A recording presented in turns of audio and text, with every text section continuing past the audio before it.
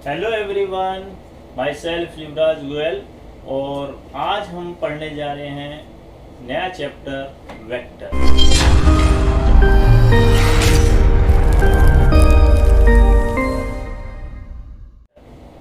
तो आइए हम समझते हैं वेक्टर है क्या, इसका यूज़ कहाँ पे होता है, टाइप्स ऑफ वेक्टर क्या होते हैं, और हमारे पास वेक्टर एडिशन, वेक्टर सब्ट्रैक्शन, इन सारी चीज़ों के लिए हम बात करेंगे आज। पैरेललोग्राम, लॉ ऑफ वेक्टर, ये सारी चीज़ें हम अपने अभी कंटेंट में देखेंगे। तो वेक्टर क्या है? एक्चुअली वेक्टर को समझने से पहले हमें ये जानना होगा वेक्टर हमारे लिए क्यों ज़रूरी है। देखिए, किसी भी बॉडी पर जब एक से ज़्यादा फोर्स अप्लाई हो रहे हो, सपोज कि हमारे पास एक बॉडी है, कोई भी बॉडी मान लीजिए हमारे पास एक बॉडी जो स्ट्रिंग से बंधी हुई है, ठीक है, और हमने उसमें फोर्स लगाना अप्लाई किया। स्ट्रिंग से हमारे पास सपोज एक बॉडी बंधी हुई है और हमने उस पर इस डायरेक्शन में फोर्स अप्लाई करना स्टार्ट किया।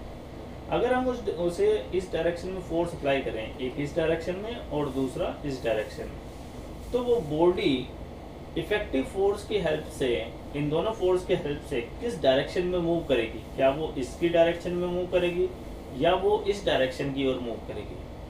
जी हाँ, वो अपर साइड की ओर मूव करना स्टार्ट कर देगी। अगर मैं ऐसे लगाऊंगा तो वो ऊपर की साइड आना स्टार्ट हो जाएगी। तो ये है वेक्टर। वेक्टर बताता है कि अगर किसी बॉडी में एक से ज़्यादा फोर्स अप्लाई हो रही हो, जैसे मान लीजिए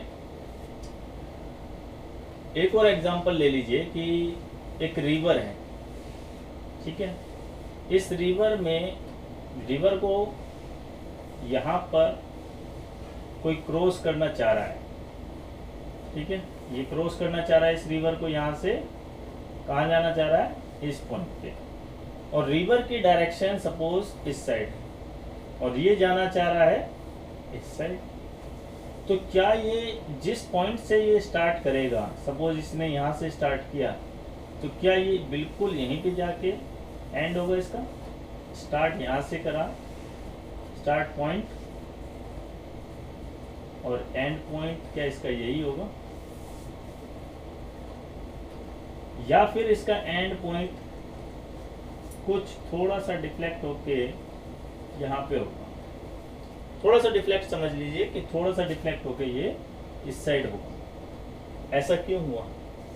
क्योंकि इसकी फोर्स इस डायरेक्शन में है, जिसको हमने एक वेक्टर से रिप्रेजेंट किया हुआ है, जिसका मैग्नीट्यूड भी है। मान लीजिए कुछ ना कुछ ये फोर्स लगा रहा होगा, ठीक है, और इसकी कोई ना कोई इसकी ये डायरेक्शन भी है। तो इसके पास जिस भी ऑब्जेक्ट के पास मैग्नीट्यूड हो और उसकी डायरेक्शन हो, उसको हम कहेंगे vector.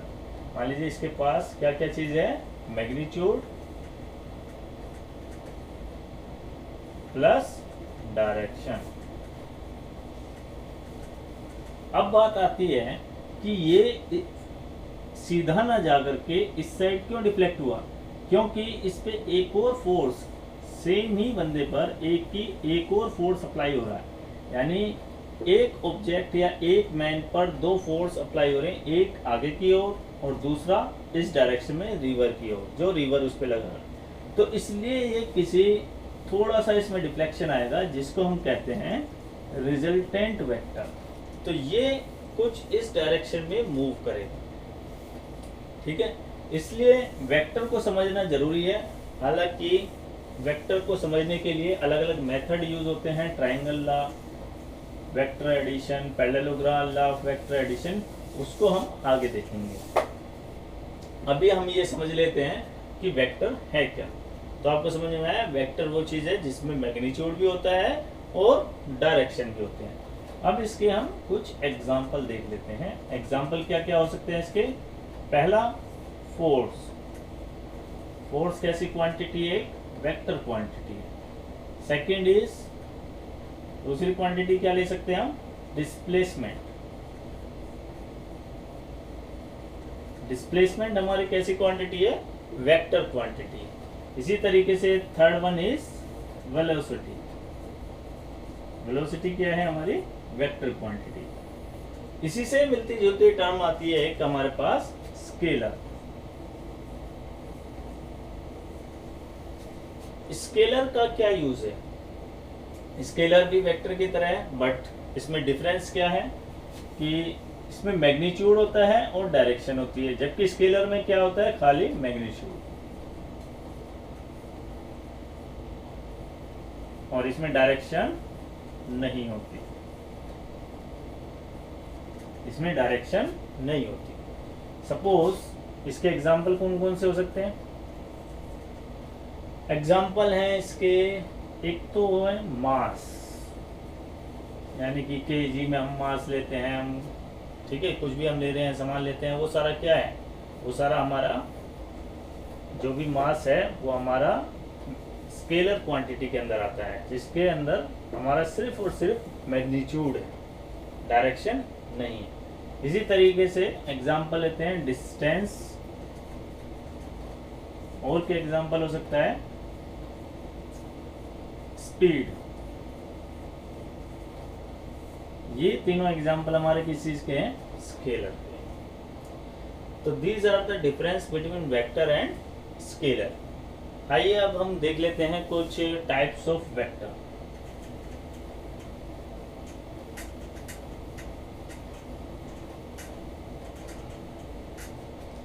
Types of vector.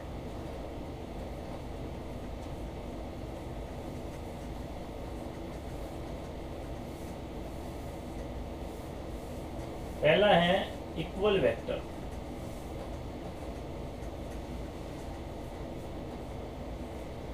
Equal vector क्या बताता है कि जैसे मान लीजिए दो वेक्टर हैं,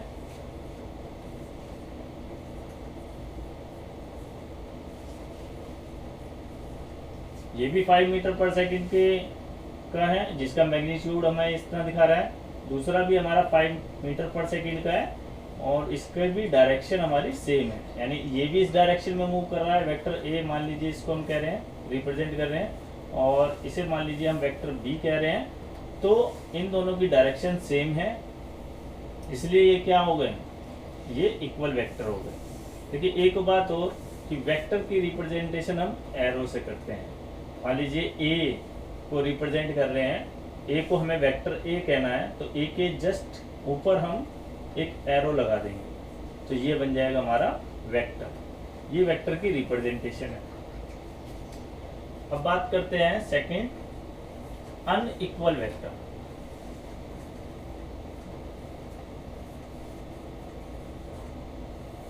अनइक्वल वेक्टर मीन्स कि एक हमारा इस डायरेक्शन में है और दूसरा हमारा इस डायरेक्शन में, ठीक है। तो ये दोनों कैसे वेक्टर हुए? वेक्टर ए की डायरेक्शन इस साइड है, दूसरा वेक्टर है हमारा वेक्टर बी, उसकी डायरेक्शन इस साइड है, तो ये दोनों हमारे कैसे वेक्टर हुए? Unequal vector. तीसरे नंबर पे है, मान लीजिए कोप्लेनर।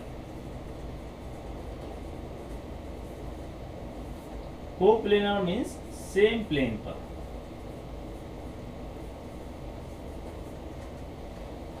मान लीजिए दो वेक्टर को हम, ये हमारे पास एक्स वाई एक प्लेन है, ठीक है, ये बोर्ड भी गया है, एक्स वाई प्लेन रिप्रेजेंट कर रहा है। तो किन्हीं भी दो वेक्टर को हम इस तरीके से अगर किसी प्लेन पर, सिंगल प्लेन पर दिखा सकें, ये हम इस प्लेन पे रिप्रेजेंट कर सकते हैं इस तरीके से, तो ये हमारा वेक्टर क्या कहलाएगा? कोप्लेनर। इसी तरीके से आता है हमारा फोर्थ नंबर, कॉनकरेंट वेक्टर।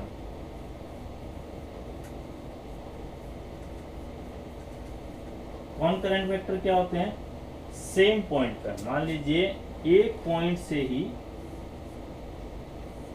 अगर हमारे बहुत सारे वेक्टर जुड़े हुए हैं, मान लीजिए सेम पॉइंट पर हमारा वेक्टर ए इस डायरेक्शन में जा रहा है, इसी पॉइंट से हमारा वेक्टर बी इस डायरेक्शन में जा रहा है, और इस डायरेक्शन में वेक्टर सी जा रहा है।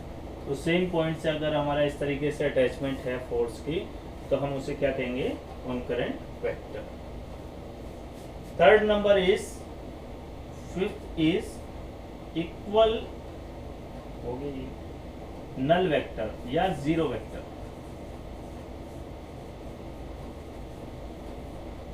जीरो वेक्टर ये होता है जिसका मैग्नीट्यूड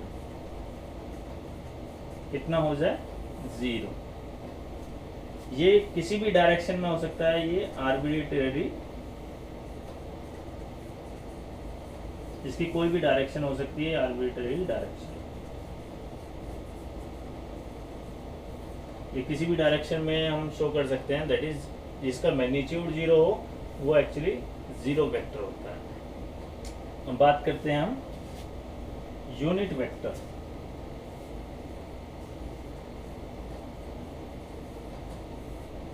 यूनिट वेक्टर मीन्स कि ये हमारी सिर्फ डायरेक्शन को रिप्रेजेंट करता है। यूनिट वेक्टर दिखाता है हमें डायरेक्शन क्या है बॉडी की। ऐसे मान लीजिए या उसका मैग्नीट्यूड और इसका मैग्नीट्यूड कितना होता है,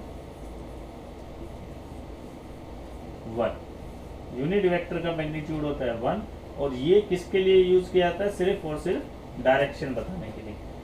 और इसकी रिप्रेजेंटेशन किस तरीके से होती है, इस तरीके से कुछ।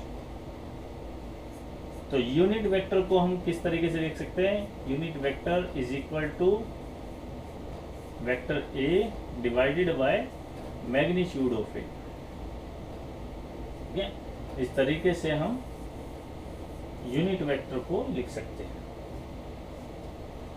तो ये हैं हमारे टाइप्स ऑफ वेक्टर, इनको नोट कर लीजिए, पॉज करके इनको नोट कर लीजिए। अभी हम बताएंगे आगे।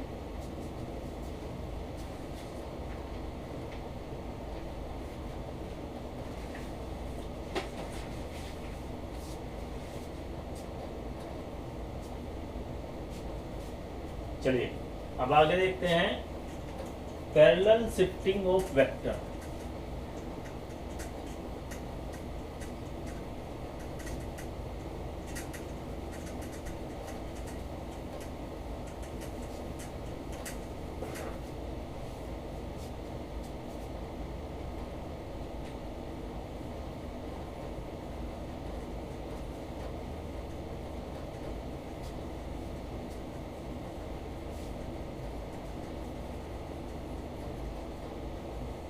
मान लीजिए हमारे पास कोई वेक्टर है, कुछ इस तरीके से रिप्रेजेंट हो रहा है। इस वेक्टर को हम पैरेलली शिफ्ट कर सकते हैं, जो कि हमारा न्यूमेरिकल के लिए बहुत ज़रूरी है। इस चीज़ को आप समझ लीजिए कि अगर आपको न्यूमेरिकल करने हैं वेक्टर के, तो आपको पैरेलल शिफ्टिंग आनी चाहिए, वेक्टर को शिफ्ट करना आना चाहिए। तो अगर हम इस वेक्टर को पैरेलली ऐसे शिफ्ट कर लें, या फिर इनलाइन हम इस तरीके से इस वेक्टर को शिफ्ट कर लें, तो ये सारे वेक्टर क्या होते हैं, पैरेलली शिफ्टिंग वेक्टर। इसके मैग्नीट्यूड नहीं चेंज करना है। ये जो है एक किस्म से जितना भी बड़ा दिखा रहा है, तो ये इसका मैग्नीट्यूड को शो करता है। इसकी मैग्नीट्यूड को आपको चेंज नहीं करना है, ना ही इसकी डायरेक्शन को आपको छेड़ना है। देखिए अगर ये मेरा इस डायरेक्शन में है, तो मैं ऐसा नहीं कि इसको ऐसे कर दूँगा, ये गलत हो जाएगा। मेरा जिस डायरेक्शन में है, मैं उसको उसी डायरेक्शन में आगे पीछे या ऊपर नीचे शिफ्ट कर सकता हूँ, या तो मैं इसे यहाँ से शिफ्ट करके इस साइड कर सकता हूँ नीचे की साइड, या इस वेक्टर को मैं यहाँ से शिफ्ट करके आगे इस साइड लिख सकता हूँ। इस वेक्टर को मैं कहीं भी मूव कर सकता हूँ, बट इसकी डायरेक्शन के साथ मैं छेड़खानी नहीं कर सकता। ना तो मैं इसकी डायरेक्शन के साथ छेड़खानी करूँगा, और ना ही इसके मैग्नीट्यूड को मैं चेंज कर सकता हूँ। बस इसको एक पॉइंट से दूसरे पॉइंट पे शिफ्टिंग में जरूर कर सकता हूँ। ठीक है, ये आपको आनी चाहिए। तो ये है आपका पैरेलल शिफ्टिंग ऑफ वेक्टर।